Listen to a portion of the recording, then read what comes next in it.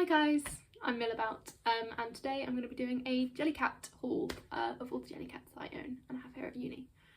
So yeah, I'm just going to show you each one and talk a little bit about their name and how I got them.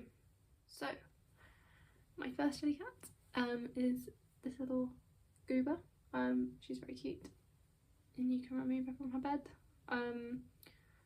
She is called Lily Lou because when I was a child I had a Christmas children's book called Christmas on Exeter Street, in which lots and lots of children go and sleep at the house on Exeter Street, and Father Christmas has to count on his fingers and his toes to get all of them, because lots of things happen, like the vicar's roof blows off and the vicar counts all his children, but by the time that Lily Lou and her mother turn up, there's like no space in the house at all. So Lily Lou sleeps in the kitchen sink, and she's a little baby. And yeah, so just because this cat is so sleepy, yeah, I thought Lily Lou, because you've got to be very sleepy to sleep in the kitchen sink. So yeah, that's Lily Lou. Next up we have my study partner, Arnold. He is a very cute little dinosaur. I bought him for myself a few years ago when I was doing the last of my GCSEs, and he has sat with me through revision and exams and uni coursework, and he just like sits on my laptop or on my book or on my shoulder while I'm working, and he just gives me a little boost because I find that something cute and little like this just makes me feel a bit happier when I'm doing something that I don't necessarily want to do. So yeah, thank you Arnold. And my third one that I have at uni is two, because they go together, because they are father and daughter. This is Bluetooth,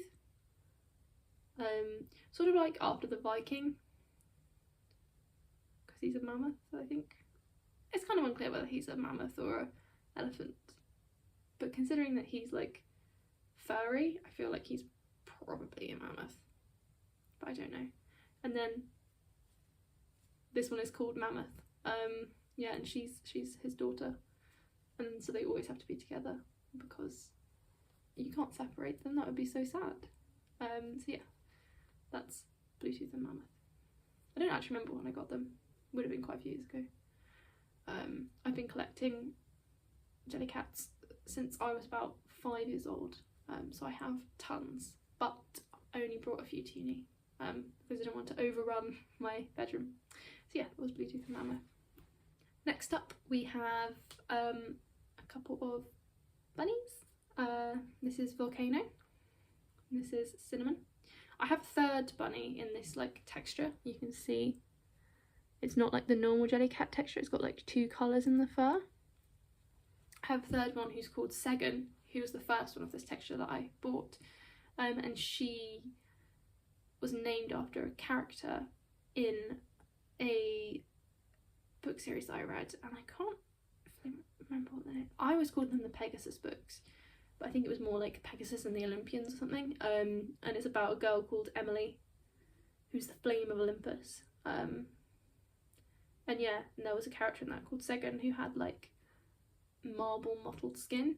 Although I'm not sure exactly how you're supposed to pronounce it, it might have been Segan, but I've always thought of it as Segan, so yeah.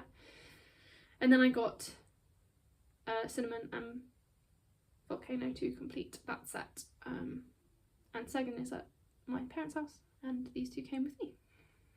Yeah. Then next, to sort of complete that set, I have this little guy. A carrot. He doesn't really have a name. I sort of would like think of him as like Calvin, probably, like Calvin and Hobbes, because he's got the spiky hair. But I don't really refer to him by name very often, because he is a carrot. No offense. But he usually sits with the bunnies because, you know, they're close friends. Don't worry, the bunnies don't eat him. They're just friends. But yeah, my friend got me this for my birthday, which was really nice of her because yeah, she just eats a lot of carrots. She just really likes carrots, and she'll like turn up to my house with a carrot and be eating it, and it just makes me laugh. So yeah, that's why she got me a carrot. So it like remind me of her, which is really nice, and it does. So yeah, Calvin the carrot. And now my final Jellycat that I have here at uni is this one. I literally bought her the other day. I bought her on Easter Sunday because I was working. I was walking home from work and I saw her. I'd been eyeing her up in the window of the shop for ages, and I thought, you know, it's Easter Sunday, I've just got off work, I may as well go and see how much she is, you know. Maybe she's not going to be, maybe she'll be 60 quid and I'll think, fuck no. But I went in, she was only 30 quid. I was like, oh my gosh, only 30 quid. And my nan had given me a little bit of money. So yeah, I bought her. I felt that was fine. Yeah, and I'm not 100% sure. So at the moment, I'm thinking I'm going to call her Maybelline. But it's been a right debate for me because I'm just not sure. Originally I was going to call her David, and then I got her home and I thought, no, that's definitely a girl. She's definitely not a boy. And hey, you know what? Any gender expression you want, you can be called David and be a girl, that's absolutely fine. But she's just not a David.